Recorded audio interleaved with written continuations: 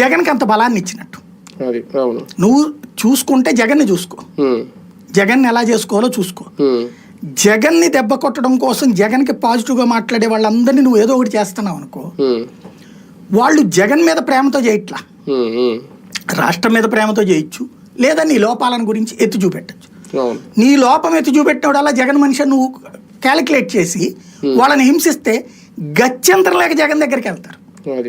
2019లో జరిగింది ఏంటి, 14-19 మధ్యలో, ఆ 18-19 మధ్యలో చాలా చిరాకు తెప్పించారు చాలా మందికి.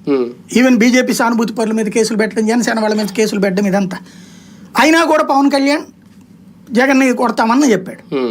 కానీ వాళ్ళ కార్యకర్తలు, వాళ్ళ అభిమానులు జగన్ కొట్టేశారు. ఆ తర్వాత చేతులు ఎత్తండి ఎంతమంది ఎత్తారు, ఎందుకని చెప్పారు వాళ్ళు, వాళ్ళ హింస నుంచి తట్టించుకోవడానికండి అన్నారు. అంటే ఏంటి, నువ్వు అణచివేత అన్నది రాజకీయాల్లో మంచిది కాదు. తాత్కాలికంగా సంతోషం ఉంటుంది. జగన్ చంద్రబాబును అరెస్ట్ చేసినప్పుడు సంతోషపడ్డాడు, కానీ తర్వాత ఇంపాక్ట్ ఎట్టొచ్చింది. నువ్వు ఎంత పెద్ద బాగా కోట్లు మింగిన అయినా సరే నువ్వు రాజకీయంగా 100 విమర్శించు, జనం తిట్టుకుంటారు, అటు దొంగే తిన్నాడు అని అనుకుంటాడు. కానీ జైల్లో పెట్టగానే అయ్యో పాపం సింపతి, ఆ సింపతి అనేది జగన్కి ఇప్పటికి తెచ్చిపెట్టారు వీళ్ళు. తెలివైన వాళ్ళు అయితే జగన్కి నాకు తెలిసి దూరమైన వాళ్ళల్లో 20% మానవ వనరులు తెచ్చిచ్చారు వీళ్ళు ఇప్పటికి కేసులు పెట్టడం ద్వారా. మొన్న ఎవరు కాకాని గోవర్ధన్ రెడ్డి మన ఇంటర్వ్యూలో